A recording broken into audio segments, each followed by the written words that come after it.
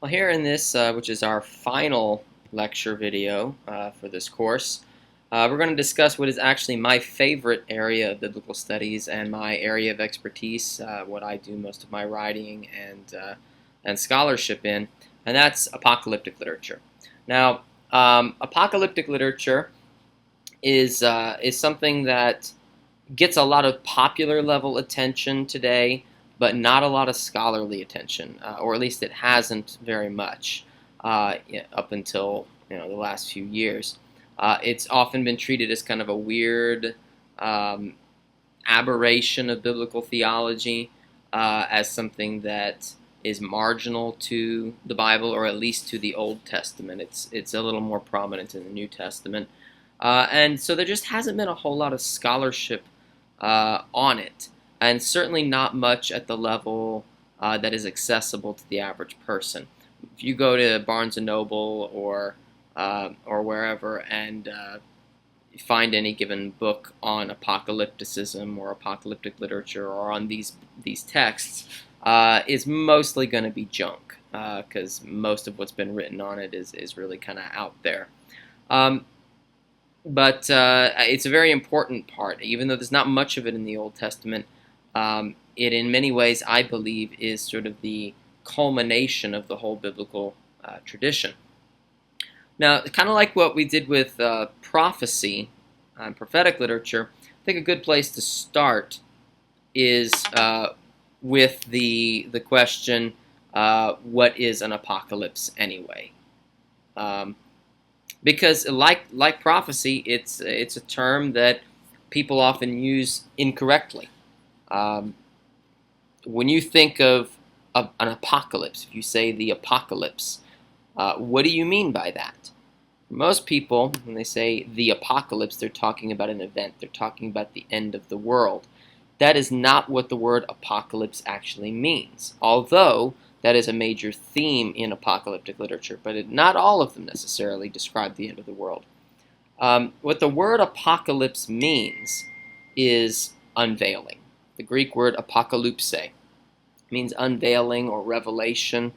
Hence, the New Testament book of Revelation in Greek, the title is Apocalypse, the Apocalypse of Jesus Christ.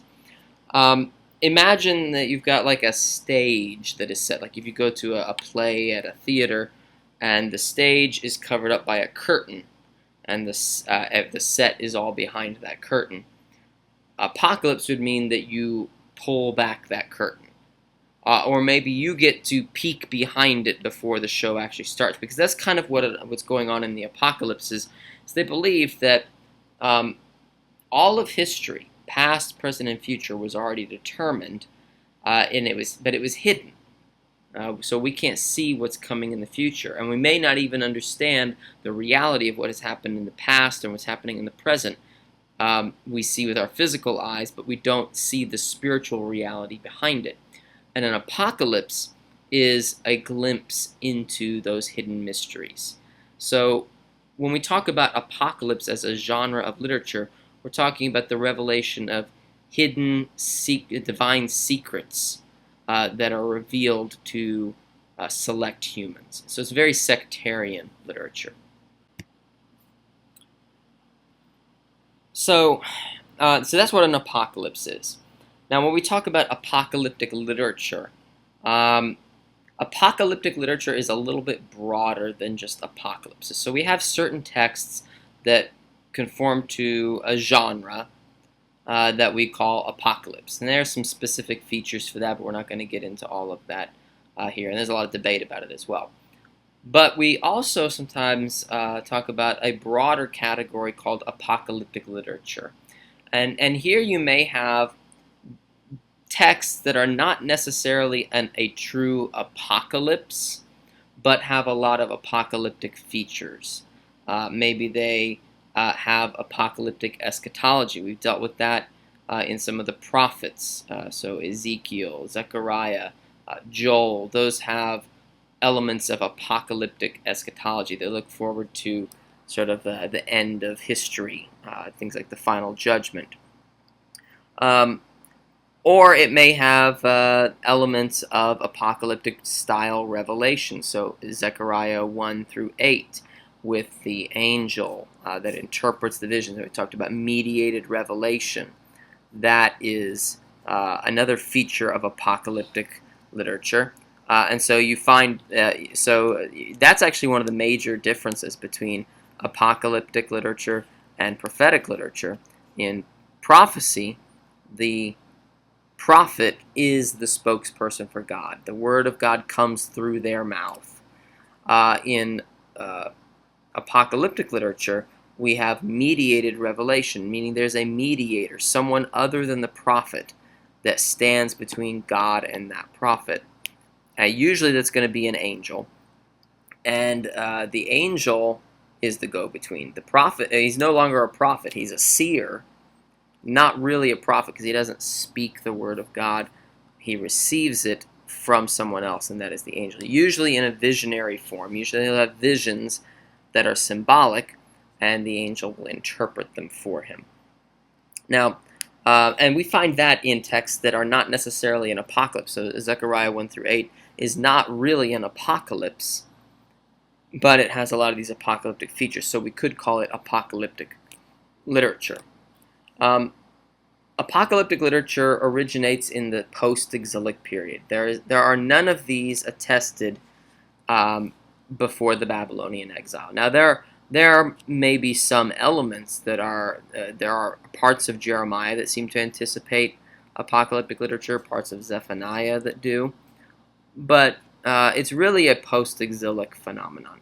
And there's debate about why that is the case. Some people believe that there was a conflict in the 6th century between a priestly group and a prophetic group, and that the prophetic group lost power in favor of the priests, and so the sort of the remnants of that was these little apocalyptic sects that kind of abandoned society. They became extremists. Extremist is the wrong word. They became radicalized, and they were just waiting for the end of days. They were just waiting for God. Things were so bad in their opinion, so far off the mark, that it could only be solved by God coming down and fixing it himself.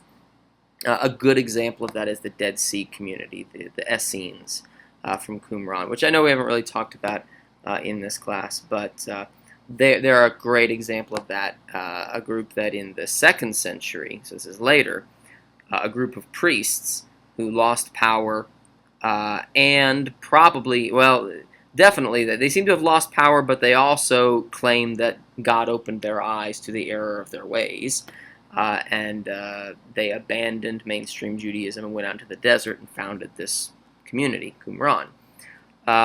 That's a good example of an apocalyptic sect. And some people believe that that's where this literature originates. I'm not actually fully convinced of that. There seem to have been some groups that were still very priestly and still seem to have had social power that also show features of apocalyptic thinking. Ezekiel and Zechariah are great examples of that because they are both part of the priestly Zadokite establishment, but they also have some strong apocalyptic features. So for whatever reason, but it does appear in the post-exilic period, and it emphasizes eschatological salvation and judgment. So that's what, again, when we talked about this with Joel and with Zechariah, that they look forward to a day of judgment, and that can be salvation, and it can also be destruction, depending on who you are. So for Israel or for the righteous, it will be a day of judgment, or a day of salvation. For the wicked, it'll be a day of judgment. And the thinking here is that in some ways this is a response to evil, is a response to suffering. And the fact that you have all of these hopes and dreams about Israel's great destiny, right? There's supposed to have this great kingdom. You think about the Davidic covenant, eternal dynasty, and it fails, it ends. And so this is maybe a mechanism for coping with that, is to say, well, it'll still happen, but we've got to wait for it. It's going to come in the future. At the end of time, finally we get all these rewards. Resurrection is a big part of that as well. The resurrection of the dead is something that appears in apocalyptic literature, maybe as a way to deal with the injustice in life. That you could have a righteous person who does everything right, and yet they're poor and miserable, and they suffer in life. And you have a wicked person who prospers. Well, where's the justice? Well, justice can come in the next life. So it's in apocalyptic literature where we start to see an emphasis on afterlife. We don't find that elsewhere in the Old Testament. But in the Apocalypse, in Daniel, and in other texts that, like there's parts of Isaiah that are apocalyptic, we do start to see an idea about life after death, about resurrection, and also about a different fate for the righteous and the wicked. In most of the Old Testament, everyone goes to the same place. They all go to Sheol. There's no distinction. But in the apocalypses, we start to see the idea of heaven and hell, that there's a different afterlife for the righteous and for the wicked. Usually the apocalypses are heavy on visions. If we think of the classical prophets, primarily are spoken, right? They're oracular. They use their mouths, and they speak, thus says the Lord. The apocalypses, they primarily see things. They behold visions, and they record those visions, so it's more of a literary phenomenon than a spoken phenomenon, and it's usually interpreted for them by someone else, usually, again, an angel. Many of these visions seem to have to draw on ancient Near Eastern mythology, like the chaos mythology that we find in the ancient Near East, about battles between gods and monsters and dragons and things like that. We find that sort of imagery in the apocalypse. So we'll see that in Daniel 7. We'll see monsters and them being defeated. We see it in the book of Revelation in the New Testament. There's a dragon in heaven. There are beasts in Revelation. All this drawing on a long tradition of mythology in the ancient Near East in which chaos and evil are personified as dragons and beasts and monsters. In most apocalypses, not all of them, but most of them, the purported visionary, the person who supposedly sees all these things and who is the source of the revelation, is someone from the distant past. Someone like Enoch. Enoch lived before the flood. Or Noah, or Seth, or even Adam. There is an apocalypse of Adam. Usually they're going back to really, really early figures and saying all of this at the end of the world was determined and even revealed from the very beginning. Again, that's the determinism. Remember the stage, the scene is set. You just haven't seen it yet. Same thing. And because of that, usually the device that they use is something called daticinia ex eventu, which means proclamations out of the events. It means that usually the authorship is pseudonymous. So, for example, one of the oldest apocalypses is First Enoch. It's attributed to and written as though it came from Enoch, this guy who lived before the flood. But it was not written by Enoch. It was written in the 4th, 3rd, 2nd centuries BC, over a period of time, and attributed to him. So it's a pseudonym, a false name. And it's written after most of the events that it describes. And so it's proclaiming them as though they're in the future when they're actually in the past. Now that gets really controversial when it comes to things in the Bible. In Daniel 7 through 12 in particular, there are predictions about events that occur between the Old and New Testaments. The Maccabean revolt, the persecutions under Antiochus IV, who was a Greek king who lived in the 2nd century, predicted in amazing detail. And many, in fact, I would say most scholars believe that those predictions were not really predictions. They are vaticinia ex eventu, that they had already happened. The author is putting them in Daniel's mouth and writing it as though it was from a guy living in the 6th century, when in fact the real author of this text is living in the 2nd century, and those events have already occurred. We'll deal with that in a little bit more detail here later on. I think it's more complicated than 2nd century or 6th century. Apocalyptic literature also tends to be very dualistic, meaning everything's black and white, right? There's good and there's evil. There are angels and there are demons. There are the righteous and the wicked, and not really a middle ground. So it's strong, two different categories, and you're kind of in one or the other. And angels and demons. So in most of the Old Testament, angels are kind of a minor note, right? They show up every once in a while. They don't have names. They don't really seem to have developed personalities. They're just sort of extensions of God. But in the apocalypse, suddenly the angels begin to take on autonomy. They get names suddenly. The only angels in the Old Testament that have names are Gabriel and Michael, and they only show up in the book of Daniel. None of the other angels get names. They seem to function more independently. They have greater personalities. They talk a lot more. And then correspondingly, demons as well. So there are bad angels in the apocalypse. It's something we do not see really in the rest of the Old Testament. This idea that there are heavenly battle lines drawn, and they fight against each other. So it's not an absolute monotheism like you would get from, say, 2nd Isaiah. Here there's an admission that no, there are there's an evil spiritual force, Satan. Finally, it's in the apocalypses that Satan becomes the archenemy of God, whereas in most of the Old Testament, he's sort of the enemy of humanity, but not unambiguously God's enemy. But now he certainly is. Another one of these angels is very important, is the interpreting angel, which we've already talked about with mediated revelation, that angels begin to sort of take over the role of prophet. Humans no longer prophesy, the angels mediate the word of God to humans. There's not a whole lot of apocalyptic literature in the Bible itself.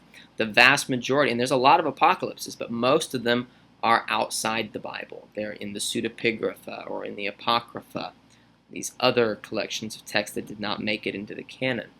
But if we think about it within the canon, major apocalyptic literature, Daniel, the book of Daniel, is the only real apocalypse in the Old Testament. And really, it's only half of Daniel. Only chapters 7 through 12 are really an apocalypse. These are the visionary portions of Daniel. Some would also say Isaiah 24 to 27 is apocalyptic. It's sometimes called the Isaiah apocalypse, although it's not really an apocalypse, but it's very apocalyptic. The same thing for Joel 3, not an apocalypse, but very apocalyptic. And Zechariah 12 through 14, also very apocalyptic, but not really an apocalypse. In the New Testament, the Olivet Discourse, this is a sermon by Jesus that's found in Mark 13, Matthew 24, and Luke 21, could be considered apocalyptic, as well as, obviously, the book of Revelation is the archetypal apocalypse from which the genre gets its name.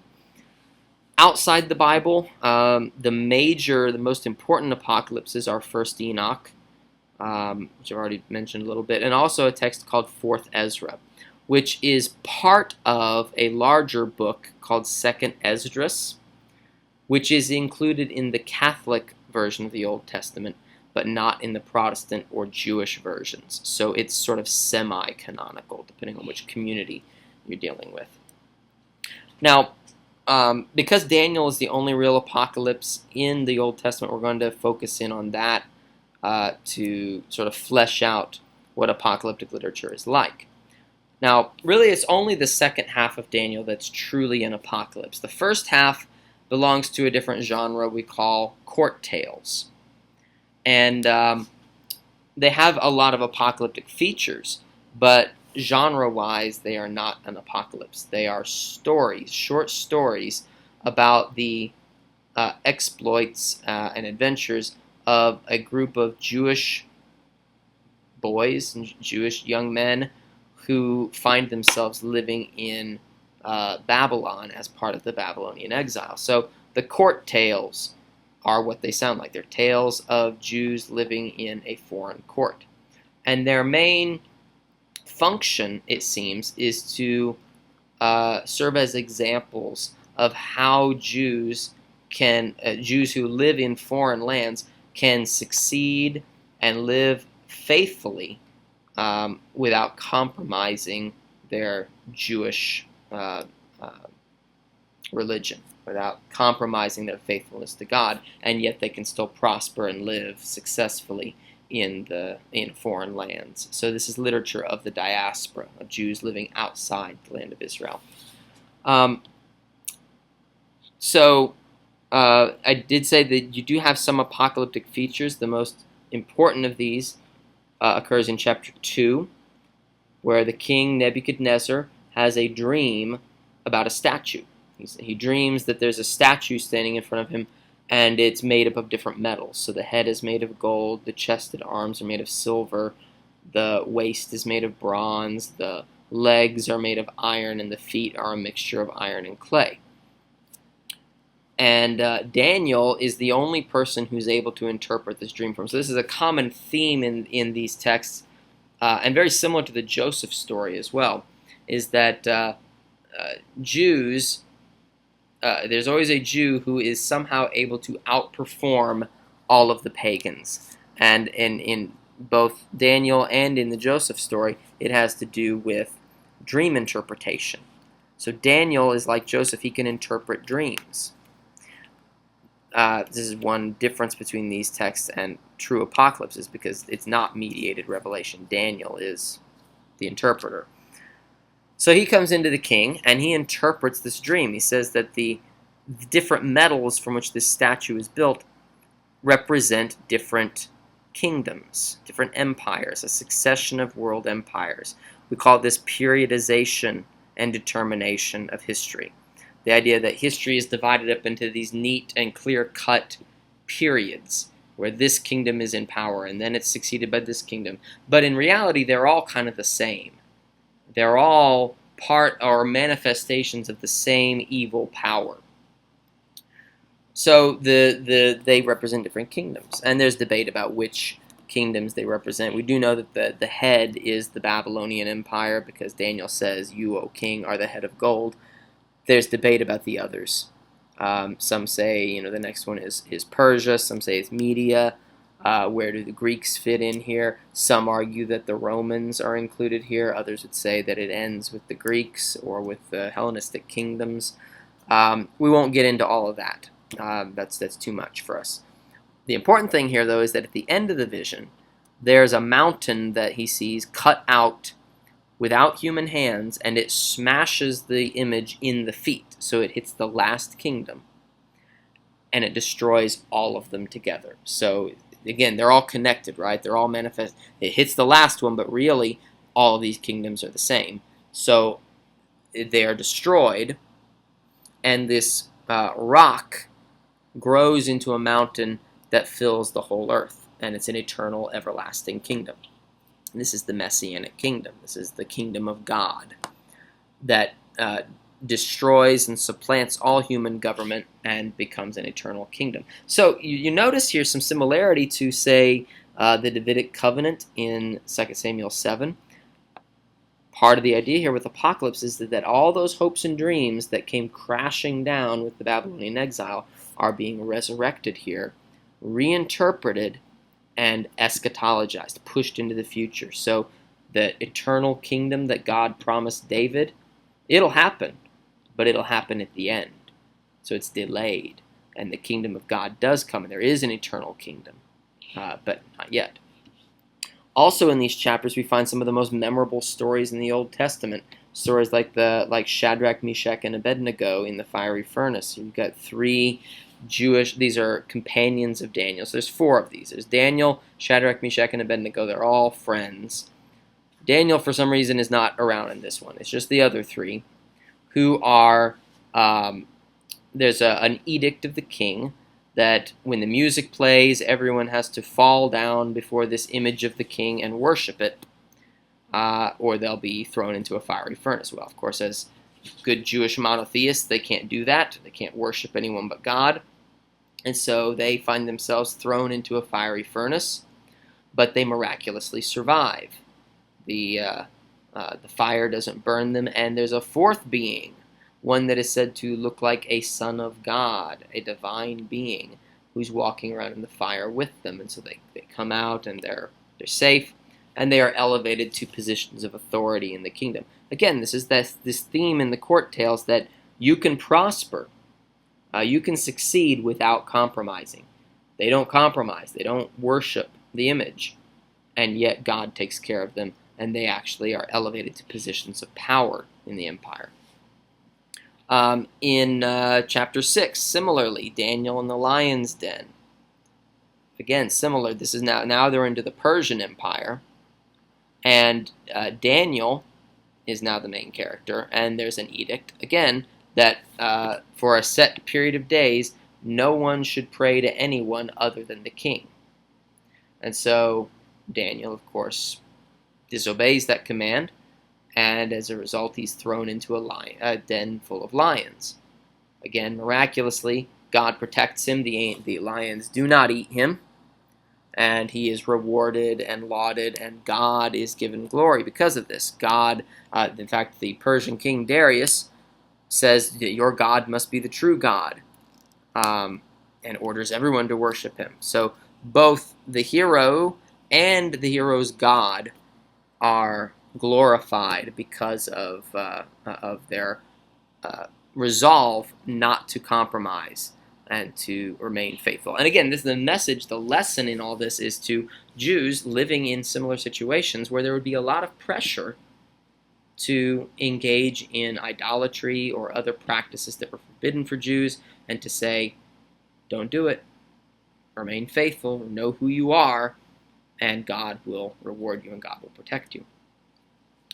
Now, chapters 7 through 12, we come to the true apocalypse of Daniel. These chapters are very different from the court tales. They are no longer narrative stories about Jews in various predicaments. They are a collection of visions and dreams, and the interpretations of those visions and dreams, mostly by angels. And so a real quick rundown of the main features here. So in chapter 7, Daniel sees a vision of 4 beasts that come up out of the sea.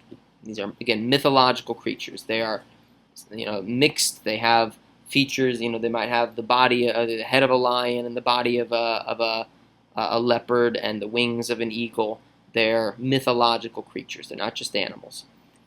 And they are interpreted for Daniel. So there's an angel that interprets for him that these 4 beasts, again, represent 4 kingdoms. There's a lot of similarity here with the statue in Daniel 2. So 4 kingdoms that will receive power, and the last of these is particularly monstrous. It's terrifying to Daniel, and it's got all these horns on it. And one of these horns, called the little horn, is blasphemous. It speaks blasphemous things against God, and it persecutes the people of God, the saints, the holy ones. It persecutes them and tries to kill them. And it boasts against God, demands that people worship it. So he looks in the vision, and he sees the destruction of that 4th beast and the horn. And then right after that, he sees another king, seemingly a king. It says, one like a son of man, who arrives and receives power and authority from God, from the ancient one seated on the throne. So this is not the same. This is not the same as God. This is a different being. You've got the ancient one on the throne, which is God, and you've got this one like a son of man who comes up and receives authority. We're dealing here with the seeds of the later Christian doctrine of the Trinity. That suddenly now there are at least 2 different beings in heaven. Now some will argue that this is an angel. Christian tradition interprets this as Jesus, as the Messiah, who is now a heavenly figure, not just a Davidic king, but he's a supernatural heavenly figure who receives his authority directly from God and establishes, again, an eternal kingdom. So it's tying together with the Davidic covenant, this unfulfilled hope, this unfulfilled covenant promise of an eternal kingdom, now being fulfilled by a heavenly being, by the one like a Son of Man. This is the soil from which Christianity and the New Testament grow. This is one reason I think apocalyptic literature is so important. It's a minor note in the Old Testament, but the whole New Testament depends upon this stuff. So Daniel 7 is a very important text for messianic expectations. Chapter 8 is a similar vision of animals that represent kingdoms. Now it's just two. It's a ram and a male goat. The ram represents Persia, the Persian Empire, and the male goat represents the Greek kingdom of Alexander the Great. They engage in battle. So this is where we get the suspicions of ex eventu. All right, that these events seem to be concentrated on a time period from about the late 4th, early 3rd century BC into the mid-2nd century. So the coming of the Greeks and the battles between the Greeks and the Persians. And in particular, this little horn is usually interpreted as Antiochus IV. Now, Antiochus was a Greek king. After Alexander died, he left no heir immediately. And so his kingdom was divided up by different generals and leaders. One of these was a guy named Seleucus. Seleucus inherited Babylon and Syria, and he forms this dynasty called the Seleucid dynasty, or the Seleucid kingdom. One of those Seleucid kings is Antiochus IV, and he was an enemy of Judaism. He persecuted the Jews, he defiled the temple, sacrificed a pig on the altar, set up an image of himself in the temple, tried to force Jews to convert to Greek paganism, and there was a revolt that rose up against him, led by a group of Jews called the Maccabees. So their leader was Judah Maccabee, and then there were several brothers, and they fought against the Seleucids, and they won. They defeated Antiochus, overthrew him, recaptured the temple. They established a dynasty of kings, king priests called the Maccabean or the Hasmonean kingdom. Lasted for about 100 years. And so many interpreters, and not just recent, this goes all the way back to late antiquity, the Roman Empire, there were some who said, well, this is so precise and so concentrated on later events that maybe it really wasn't written by Daniel. Maybe this is a later writer pretending to be Daniel. Maybe it's pseudonymous, and this is really Vaticinia ex eventu. And you would find that that is the majority view of scholars today. The reason for that largely has to do with things that happen in chapters 10 through 12.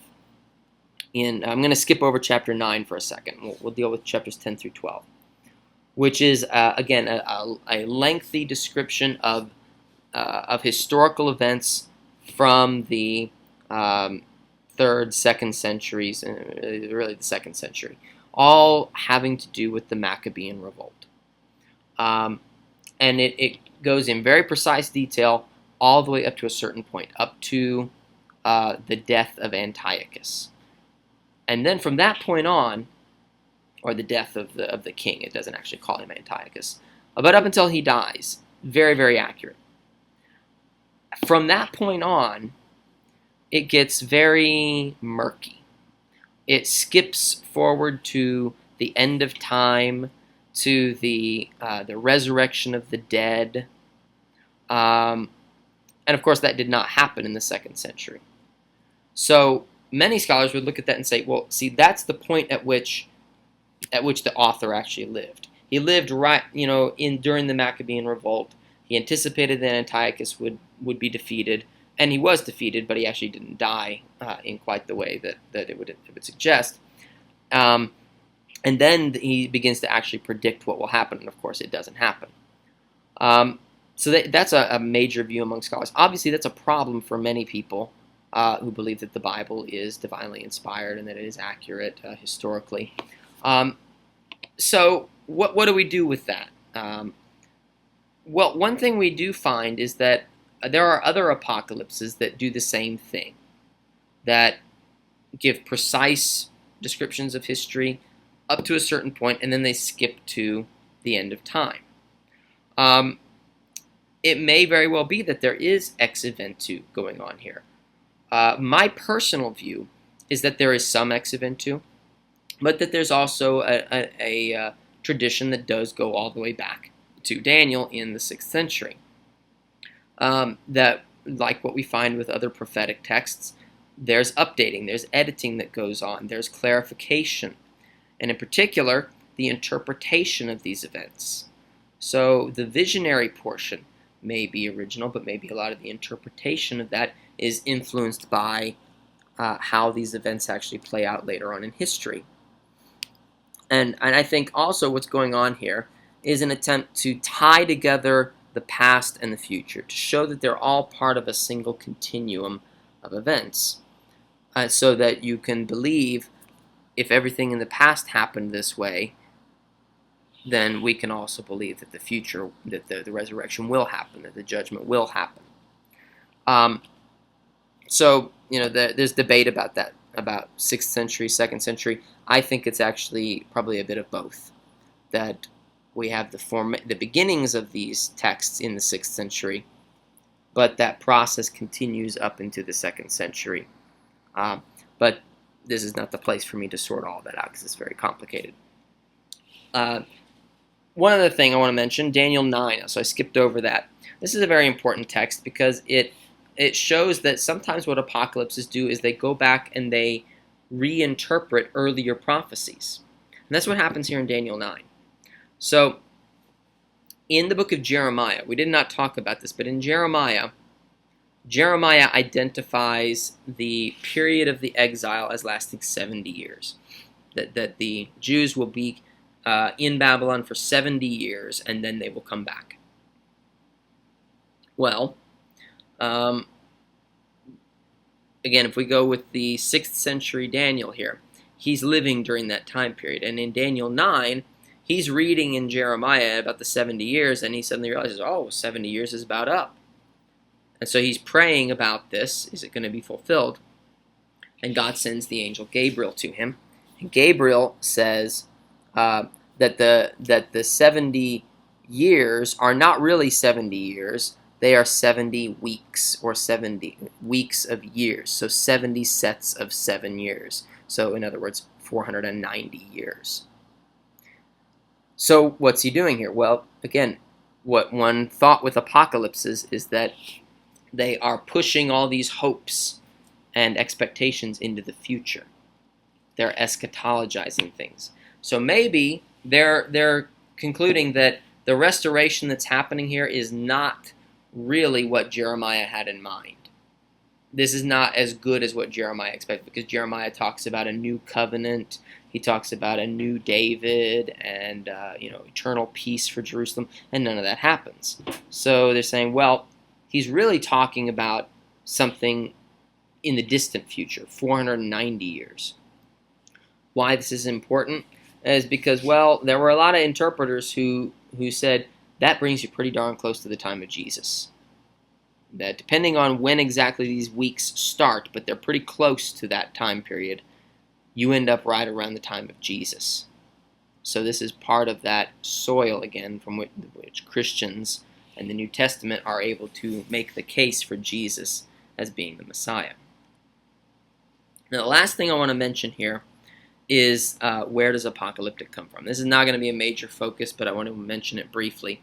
There are two schools of thoughts on where does this come from, because again, it appears in the post-exilic period. Now, honestly, I actually don't believe either one of these is the source of apocalyptic literature, but I believe both of them are, and I think actually other things are as well. But I think the apocalypses have very deep roots in the Old Testament. But most scholars say, well, where did it come from? Two main schools of thought. One is that it comes out of prophecy, that there that some of these late prophets, like Zechariah and Joel, we could call proto-apocalyptic, because they're prophets, but they start to look a lot like apocalypses. They start to have a lot of apocalyptic features. This is where that whole idea of conflict between the prophetic visionaries, and the priests comes in. Some people believe that we start to see that in 3rd Isaiah. So in particular, a guy named Paul Hansen argues that in 3rd Isaiah, Isaiah 56 through 66, we see evidence of conflict within the community between these two different groups, one of them being temple-based and one of them being sort of anti-temple. And so what they do, well, the prophetic group kind of loses, and so what they do is they go back to these prophecies that are very historicized, the Babylonian exile and all that, and they begin to re-mythologize it and say, well, it really is talking about things in the distant future that'll be much more dramatic. It won't just be Babylon destroys Jerusalem, it'll be God himself comes down and does these things. The other school of thought is that it comes from the wisdom tradition, particularly from cosmological wisdom, because a lot of the apocalypses have to do with revealing features about creation. In particular, we find this in the apocalypses outside the Bible, like 1st Enoch. Lots of it has to do with cosmological speculation, the calendar, things like that. Also, it's asking some of the same questions as apocalyptic literature, about issues of justice and theodicy is sort of important here as well. There's a lot of similarities between apocalyptic literature and divination in the ancient Near East. Dream interpretation, visions, omens, all those sorts of things are the language of divination and also the language of the apocalypses. So, in a nutshell, that's apocalyptic literature. Make sure you understand kind of the essence of apocalypse, about mediated revelation, about eschatology, and that you can see how those things are expressed in Daniel. All right, so we're going to focus on Daniel especially. You want to be able to give examples from Daniel, and be able to answer questions about Daniel that correlate with these features of apocalypticism. And with that, I end my the lectures for Old Testament survey. I hope you've enjoyed them. I hope it's been an enlightening experience to journey through these texts. And I wish you all the best on the final.